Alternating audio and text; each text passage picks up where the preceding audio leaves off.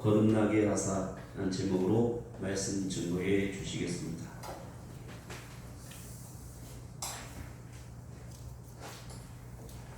사도 베드로는 예수 그리스도의 사도로서 본도, 기니기아, 갈라디아, 갑바도기아, 아시아와 비두냐에 드린 나그네 곧 하나님 아버지의 미리하심을 따라서 성령의 거룩하심으로 순종함과 예수 그리스도의 핏부림을 얻기 위해서 택하신 자들에게 편지를 하면서 은혜와 평강이 너에게 더욱 많을지어다 라고 문안하고 이어서 하나님을 찬송하고 있습니다.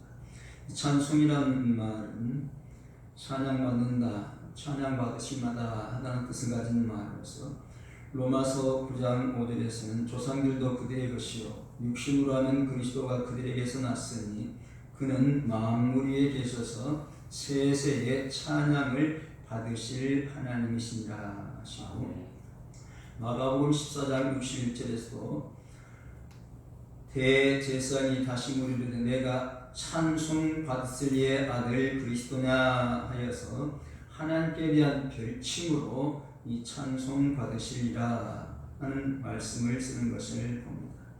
그런가 하면 하나님의 긍휼로 예수 그리스도를 죽은 자 가운데서 부활하게 하심으로 말미암아서 거듭나게 하셨다라는 말씀을 합니다.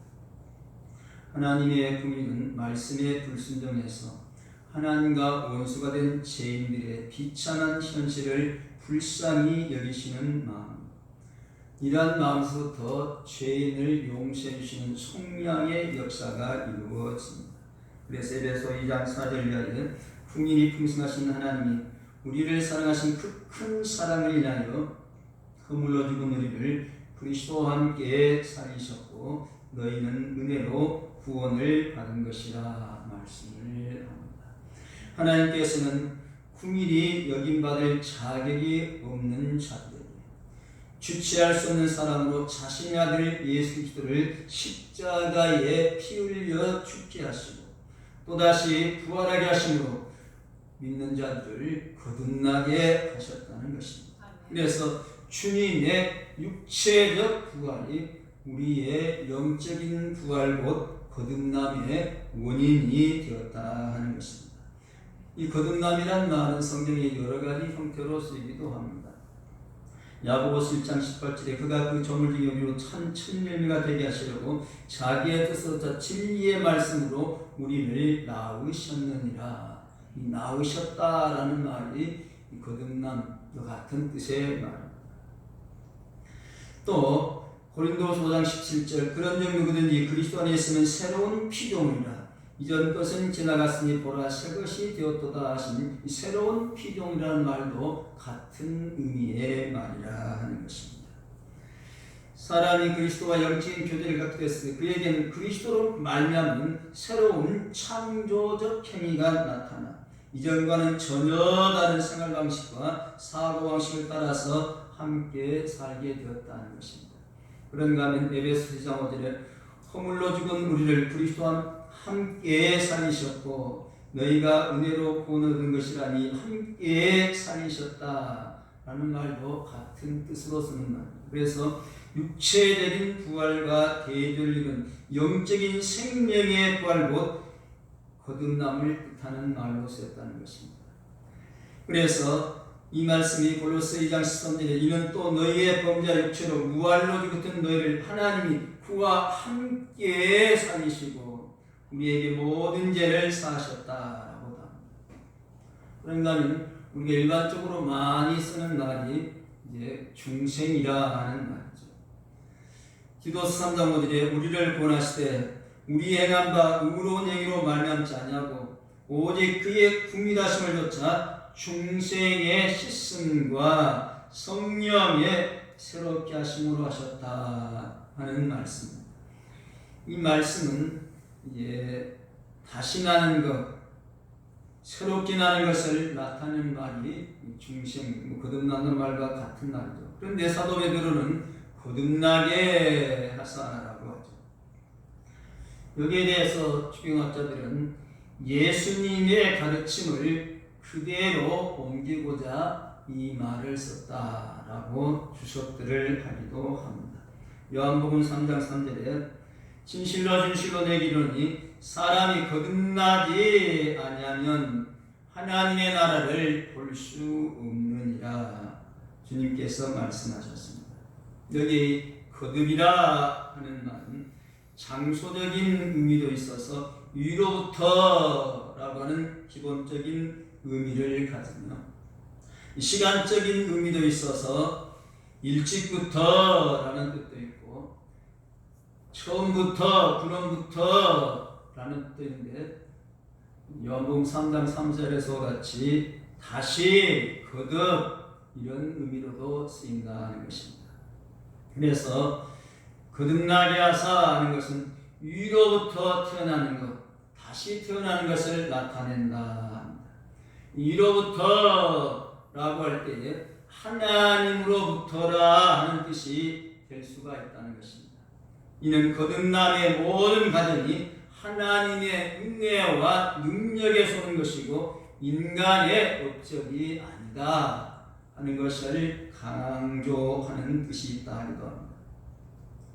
그러므로 거듭난다라는 말 대신에 위로부터 났다라고 해도 전혀 문제가 되지 않는다 하기도 합니다. 나아가서 이 말이 장수와 시간을 나타내는 것이므로 위로부터와 시간의 세로를 결합시켜서 위로부터 세로라고도 이해할 수 있다 하기도 합니다. 거듭난다 하는 말은 이처럼 위로부터 새롭게 태어난 것이며 하나님의 나라를 볼 수 있는 유일한 조건이라 주님께서 거듭나지 않으면 하나님 나라를 볼 수 없다 말씀하셨기 때문에 그래서 이 말씀이 갖는 의미가 매우 중요하다는 것입니다. 가정에서는 자녀들에게는 종과 비교할 수 없는 여러 가지 특권이 주어지죠. 마찬가지로 하나님의 자녀의 경우도 다르지 않다 하는 것입니다. 하나님의 통치의 영향 안에서 많은 특권을 누리도록 허락을 받았고 이 통치의 영향은 현재를 포함하기 때문에 거듭나서 새롭게 되어진 성도들은 내세뿐만 아니라 이 세상에 사는 동안에도 천국의 기쁨과 평화와 복락을 누릴 수 있다는 것입니다. 사도 베드로는 예수님께 쓰신 말씀과 똑같은 말씀을 사용했는데 이는 이미 사용하신 단어를 다시 사용함으로 예수 그리스도의 가르침을 그대로 옮기고 있다라고도 합니다. 그래서 베드로 사도가 예수님의 말씀을 직접적으로 표현하며 강조하고자 했던 거듭남의 역사는 성령의 역사로 말미암아 이루어진다는 것입니다. 그리스도인들은 거듭남을 통해서 그리스도께서 죽은 자 가운데서 부활하셔서 가지신 생명과 같은 영원한 생명에 참여하게 된다 하는 것입니다. 그래서 거듭남은 과거의 역사적인 사실과 동시에 현재도 구체적인 사실로 증명됨을 나타냅니다. 거듭남이 반복되지 않고 단회적으로 끝나는 이름을 나타내고 있다 하기도 합니다. 그러므로 거듭남은 영으로 태어나게 하며 하나님의 창조적인 입장에서 일하시며 허물과 죄로 죽은 영적인 생명을 살리시는 것이요 이미 있던 것을 다시 살리시는 것이고 영혼의 부활이며 잃어버린 하나님의 형상을 다시 찾는 것이라 하기도 합니다. 그럼 왜 거듭나야 하는가? 여러 가지로 얘기할 수 있을지 모르지만 우리는 선악의 열매를 먹지 말라고 하나님의 말씀 순종치 않으므로 정령 죽으리라는 말씀대로 이제 여러 가지 죄와 부패에 빠졌죠. 그래서 신학적으로는 전적인 부패다 이런 표현을 씁니다. 전적인 무능이다라는 표현도 씁니다. 이러한 인간이기 때문에 생명이 죽어있기 때문에 거듭나야 한다는 것이고 육으로 난 것은 육으로 난 것이기 때문에 거듭나지 않고서는 하나님을 볼 수도 없고 하나님 나라에 들어갈 수도 없다고 말씀하시므로 반드시 거듭나야 한다는 것입니다. 그래서 이 중생 거듭남을 또 강하게 강조하시는 분들은 구원과 바로 직결해서 중생이 곧 구원이다 라는 표현을 쓰시는 분들도 계신데 우리는 그렇게 보지는 않습니다. 중생이 중요한 것은 사실이지만 구원서정의 한 과정이라는 것입니다. 때문에 구원의 순서에 있는 모든 순서들은 시간적인 순서가 아니고 논리적인 순서에 지나지 않는다는 표현을 씁니다. 시간적으로는 거의 동시적이지만 논리적으로 볼 때는 이런 순서에 의해서 일어나지 않겠느냐. 하나님의 자녀되는 생각, 그게 좀 다릅니다. 성화부터는 좀 달라지죠. 그건 이제 시간이 개입되기 때문에. 그러나 그까지는 거의 동시적으로 일어나는 일인데 논리적으로 볼 때는 대체로 이런 순서가 되지 않겠느냐라고 보기 때문에 중생도 그러한 입장을 볼 때에 구원의 한 과정이라는 것입니다. 이러한 거듭난 것은 하나님의 능력 때문에 성부 하나님의 능력이요 성자 예수의 능력이요 성령님의 능력 때문에 성자 성부 성령께서 함께 역사하셔서 우리를 거듭나게 하신다는 것입니다. 이를 은혜적인 면에서 표현할 때는 하나님의 주권적인 은혜요 초자연적인 은혜요 불강력적인 은혜다. 불강력이란 말은 좀 파악할 수 있기 때문에 좀 어려운데 우리가 거절할 수가 없는, 반대할 수 없는, 안 됩니다 할 수 없는, 반드시 받아들일 수밖에 없는 하나님의 은혜라는 것입니다. 그런데 거듭나게 하는 방법에 대해서 성경은 물과 성령으로라는 표현을 쓰죠. 요한복음 3장 5절에 진실로 진실로 내게 이르노니 사람이 물과 성령으로 나지 아니하면 하나님의 나라에 들어갈 수 없느니라. 이 물은 문자 그대로 일반적인 물을 가르친다. 유대인들에 있어서는 이 물이 죄를 씻는 정화의 수단이 되었는데 주님께서도 이러한 것을 염두에 두고 이 말씀을 쓰셨지 않겠느냐라고 봅니다. 물은 죄와 회개 정죄에 대한 세례 요한의 메시지와 연관을 지어 설명을 하기도 합니다. 거듭나는 과정에서 물은 성령과 함께 필수적인 요소인 것을 오순절 베드로 사도가 한 설교에서 구체적으로 확인할 수 있다 하기도 합니다.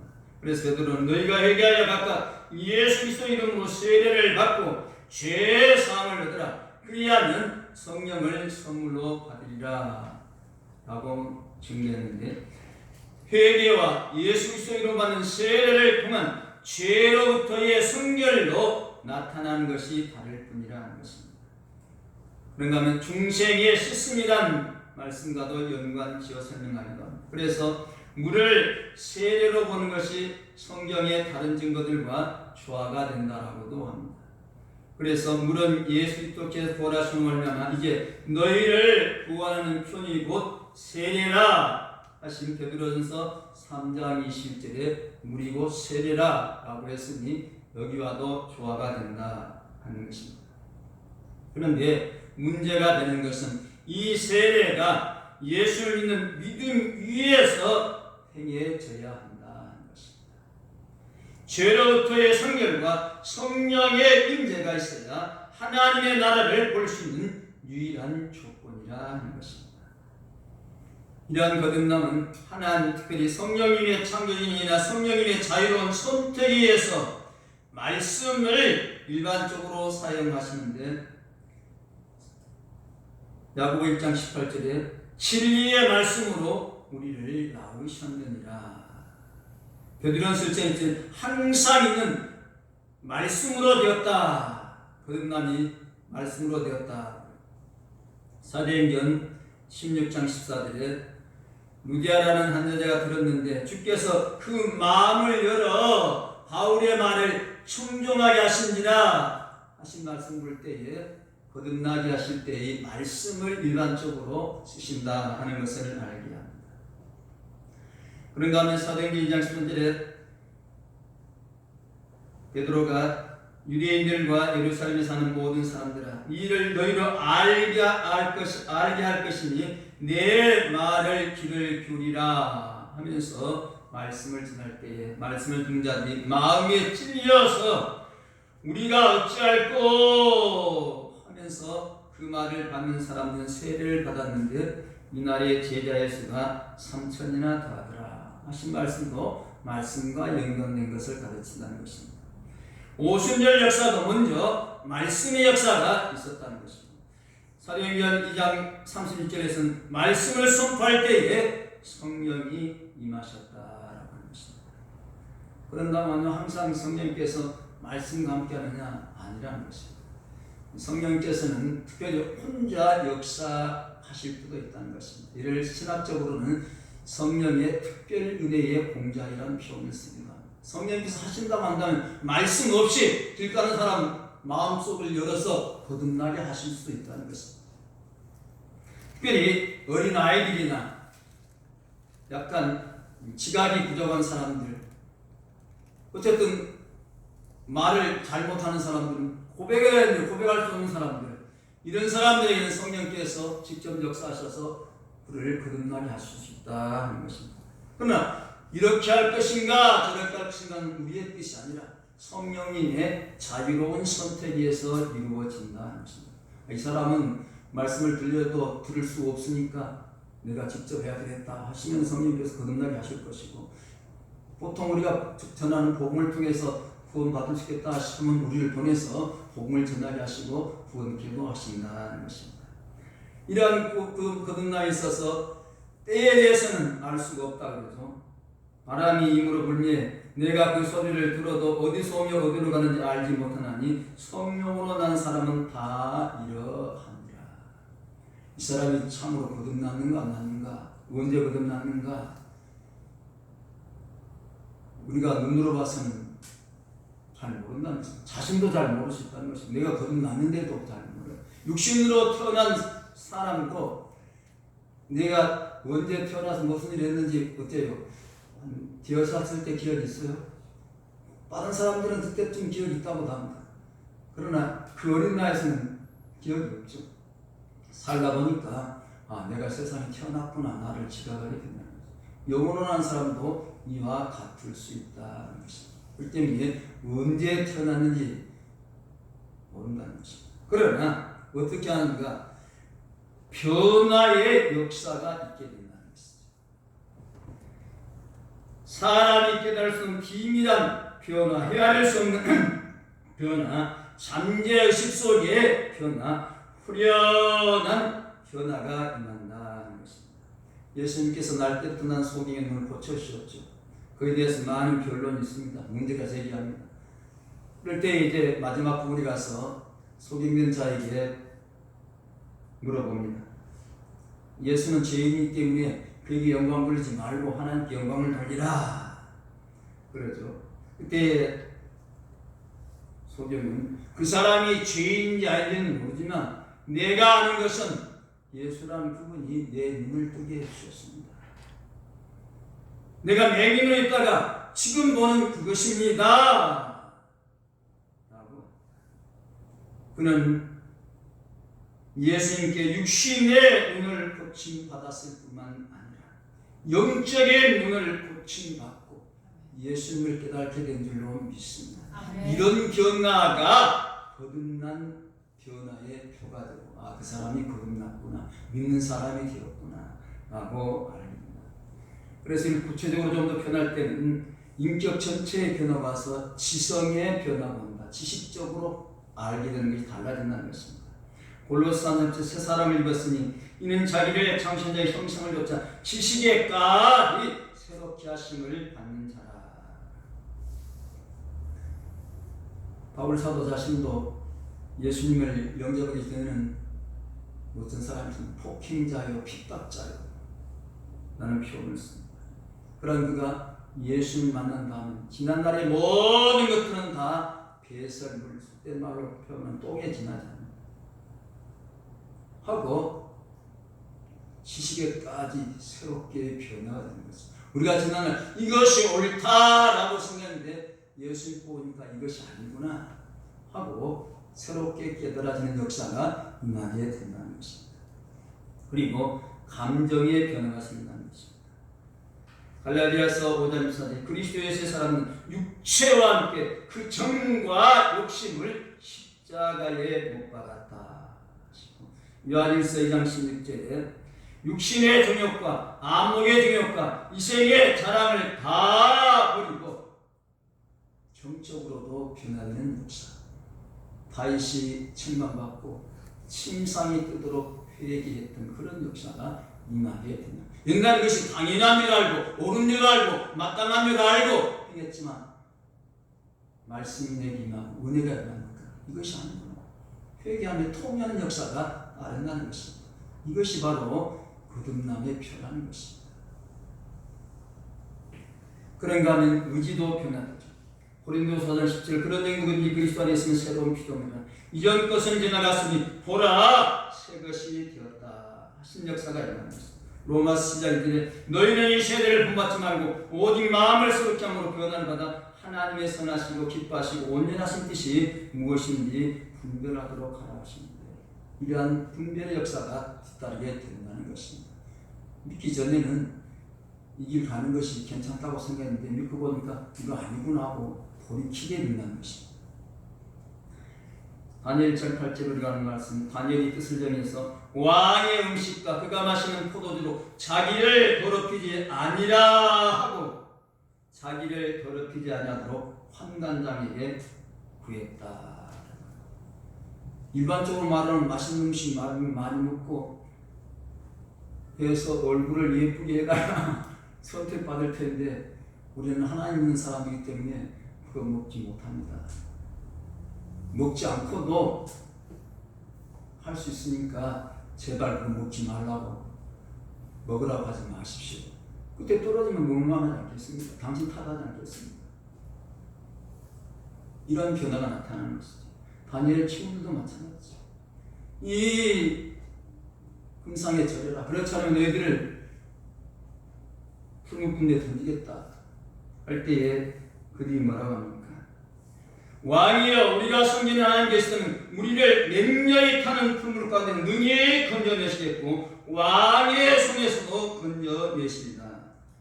그렇게 하지 아니하실지라도 그래서 이 새 친구의 신앙을 한마디로 표현할 때는 뭐라 넣어요? 그렇게 하지 아니하실지라도 건져주시지 않는다. 우리는 건져주셔야만 하는 거 사는데 이들은 건져주시지 않을지라도 우리의 신앙의 청계를 굽힐 수 없다.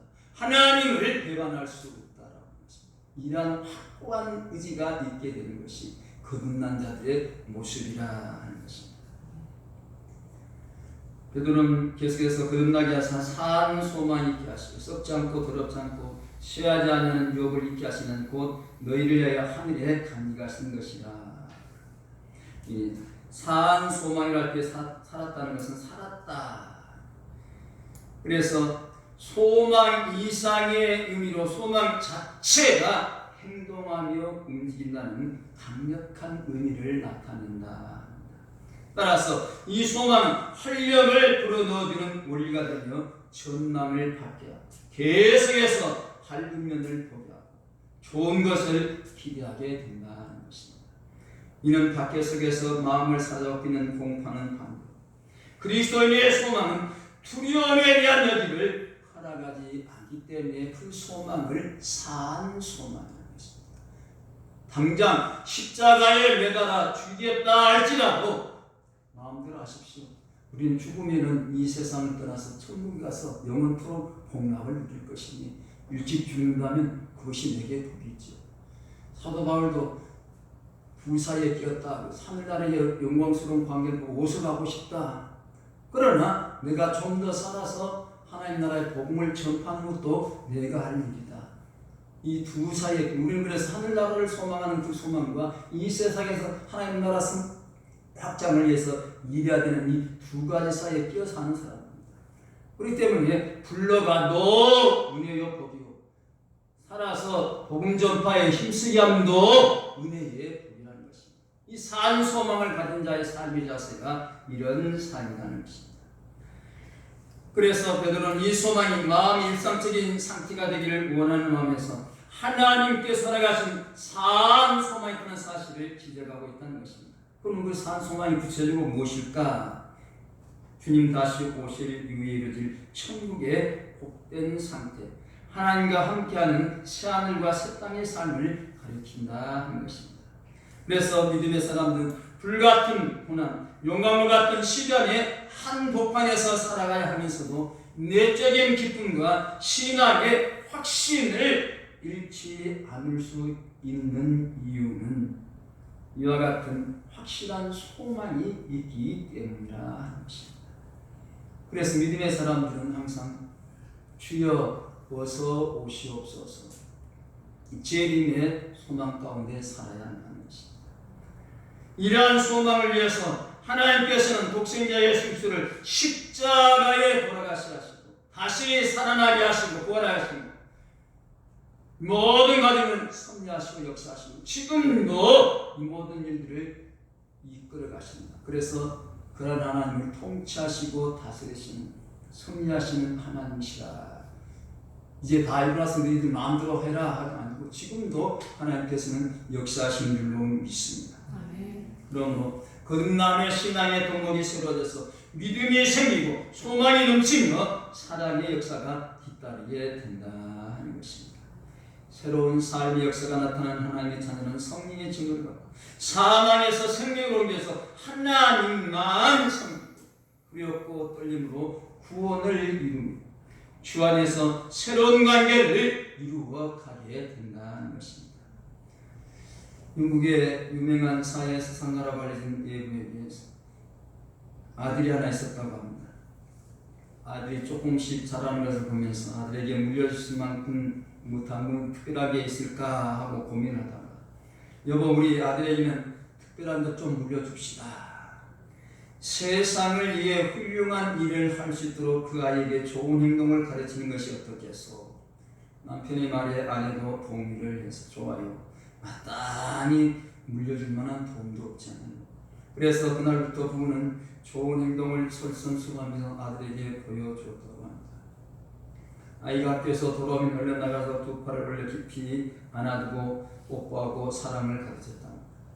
먼 곳에서 손님이 찾아오면 아이를 불러서 인사를 시키고 기쁜 마음으로 차를 끓이라는 간단한 신문도 시켰다고 합니다. 아버지는 밖에서 어려운 사람을 만나면 기쁘게 돕는 것을 가르쳤다고 합니다. 그러는 날 비탈길을 오를 때 마차를 끄는 사람을 발견한 아버지가 얘야 우리가 뒤에서 마차를 밀면 마차 아저씨가 얼마나 좋아하실까 하고는 얼른 마차 뒤에서 힘껏 마차를 밀었다고 합니다. 아들도 달려가서 아버지 옆에서 여린 팔을 뻗어서 마차를 함께 밀었다고 합니다. 그러자 그 마차를 끄는 아버가 아유 덕분에 쉽게 올라왔습니다. 고맙습니다. 하자 아버지는 당연히 할 일을 했을 뿐인데 멋져가다가 배낭에 들어있던 빵고기를 꺼내어 아이에게 주자 아들은 그것을 땀을 닦고 있는 마차 아저씨에게 얼른 내밀더라는 것입니다.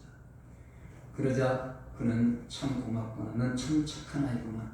나중에 분명히 훌륭한 사람이 될 것이다 하면서 흐뭇한 듯이 아이를 바라보자 아이는 아니에요.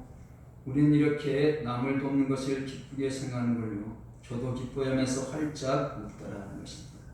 아버지의 얼굴에 어느새 미소가 은은하게 몇 년 뒤 그는 그 집안에서 그의 아들의 이름을 모르는 사람이 없을 정도가 되었다. JTBC 사건 반장을 자주 보는데 그 마지막 프로에 선행한 사람들 소개를 많이 하는 것을 그 사람들만의 선행이 아니라 교회가 선하신 하나님을 증거하는 우리가 거듭났으니 새 사람이 되었으니 선행을 실천할 수 있는 우리가 되어야 할 줄로 믿습니다. 소망이어서 유업이라는 말도 쓰는데 이것도 이 산이라는 말과 유사한 말이라는 것입니다. 천국 기업과 달리 이 세상 유업은 썩으며 더럽고 샤는 반면에 천국은 그렇지 않다는 것을 보여준다는 것입니다. 성도들이 장차 상속해야 될 천국이라는 기업은 이 세상의 유업과는 본질적으로 다르다는 것입니다. 일반적으로 유업하면은 가나안 땅이죠. 그러나 그 가나안 땅과 비교할 수가 없는 완벽한 세상입니다. 이 세상 유업은 끝나지 않은 재해나 사건으로 인해서 파괴되기도 하고 사라져 버릴 수도 있지만 성도가 받을 영적인 유업은 그 어떤 것도 영향을 받지 않는다는 것입니다. 영원 누구나도록 시들지 않은 견고한 모습을 유지하는 기업이 우리가 받을 천국 기업인 줄로 믿습니다. 이 유업을 잊게 하신다 하는 잊는다는 말은 얻도록 하는 의미로 의역을 할 수도 있다 하는 것입니다. 이 성경을 번역하면서 의역을 했을 때 문제들이 약간은 있어요. 다른 사람들이 잘못 받아들이고 그 좋은 뜻으로 번역이 잘못 받아들이는데 그 중에 한 말이 주라는 말입니다. 원문에는 당신이라고 되어 있는데 우리나라 법상 당신이라는 말을 어른에게 쓰면 안 되죠. 좋게 얘기하다가 당신은 뭐 당신하고 싸우면 되는 거예요. 그래서 우리 성경의 원문에 당신이라 된 부분을 대체적으로 번역할 때 주로 많이 번역이 났습니다. 근데 그 사정을 알면은 그런 말인데 이 말씀은 당신이란 말이 주님이신 예수님 가르친 말씀에 주라고 번역해 더 설명을 해주고 하면 되는데 아니요, 그것이 원문인 것처럼 바로 소개할 때에 오해가 생길 수 있기 때문에 의역은 조심을 해야 한다는 것이죠. 어쨌든 이 말이 이렇게 의역된 말인데 산 소망이 있게 하시며 하는 말씀과 하나님께서 성도를 거듭나게 하신 목적이 무엇인지를 보여주는 기능을 하고 있다는 것입니다. 산 소망과 썩지 않고 더럽지고 않고 쇠하지 않은 유업을 주기 위해서 성도를 거듭나게 하셨다는 것입니다. 유업의 소유물이나 유산의 의미가 있어서 자본을 투자해서 일으킨 산업이 아니라 물려받은 거저 주심, 거저 받은 것이라는 것입니다. 그리고 간직하셨다라고 하는데 비축했다, 예약했다, 떼어뒀다는 뜻으로서 하나님께서 우리를 위해서 아무도 침범할 수 없는 하늘에 썩지 않고 더럽지 않고 쇠하지 않은 유업을 따로 떼어놓으셨다, 비축해 두었다, 간직해 두었다는 것입니다. 산 소망의 구체적인 영인 성도의 소망은 미래적이며 내세적이라는 것입니다. 현세의 바퀴 앞에 서 있던 그들에게 있어서 영원한 유산을 받게 된다고 하는 이 사실은 엄청난 희망을 갖게 됐을 것이라는 것입니다. 우리가 아는 대로 이스라엘 땅이 가나안 복지 우리는 그렇게 말하지만 실제적으로는 그렇게 복된 곳이 아니에요. 침략을 받는 지금도 싸움이 끝이 나는 곳이 그곳이기도 하죠. 그런데 하늘의 천국은 그런 곳이 아니라는 것입니다. 그렇기 때문에 그 유산을 잃어버리지 않을까 염려할 필요가 없다는 것입니다. 에드워드 모터라는 캐비닛 만드는 사람이 젊은 시절 공장에서 일하면서 열등의 식과 반항심과 원망에 사로잡혀 있었다고 합니다. 겨우 이런 식으로 망치나 두들기며 일하다니 우리 부모님은 어찌해서 내게 이런 삶밖에 주지 못한 것이야 하면서 소망 없는 삶을 살았다는 것입니다. 그런 어느 날 거리를 피하다가 길가에 있는 조그마한 교회에 들어갔다가 요한복음 3장을 가지고 거듭나는 돌에 대한 설교를 하시는 목사님의 설교를 들었다는 것입니다. 그 말씀 듣고 그렇다. 나는 거듭나야 한다라고 하는 강렬한 소원이 일어났다고 합니다. 성령께서 그의 마음을 열으셔서 주님을 영접한 그는 일기에 내 망치는 이제 노래하기 시작했다. 내 망치는 이제 춤을 춘다. 그리고 내 눈동자는 생기가 돌고 내 마음속에는 생수가 솟는다. 예수님께서 내 마음에 오셨기 때문이다. 나는 거듭났다. 그래서 열심히 일하고 자기가 일하는 철공소가 자기의 소유가 되었고 더 큰 철공소에 대한 소원도 이루게 되고 성공적인 사업가 되고 55세에 되더니 자기를 거듭나게 해주신 하나님 은혜가 너무 놀라워서 자신의 삶을 어떻게 드릴지 고심을 이제 내가 가져야 할 꿈이 무엇인가, 이제 내가 가져야 할 소망이 무엇인가 고민하는 가운데 37살 때에 원망하고 불평을 당했던 때에 자신을 만나신 주님의 사랑을 다시 한번 주님의 그 사랑과 은혜가 감격스러워서 자신의 재산을 위해서 교회를 세우기로 결심을 했다고. 그래서 재산을 들여서 교회를 잇고 봉헌한다. 그는 자신에게 복 주시고 소망이신 주님의 은혜가 얼마나 감격스럽고 자신의 최적인 소망이 무엇인지 깨달으면서 자신의 신앙을 고백하는 시를 하나 지었는데 그 시가 우리가 부르는 찬송가 488장 이 몸의 소망 무언가 라고 4절에 바라던 천국을 하나님 앞에 배울 때 구주의 일을 신고 의여시 앞에 선다. 우리를 거듭나게 하시고 산 소망 주시고 유업을 갖게 하신 그 하나님 다시 한번 마음에 새기면서 우리가 할 일이 무엇을 기다리고 사명 감당하는 모두가 되어야 할 줄로 믿습니다. 아멘. 하나님 감사합니다. 오늘도 복된 날 허락해 주시고 주의 전에 이끌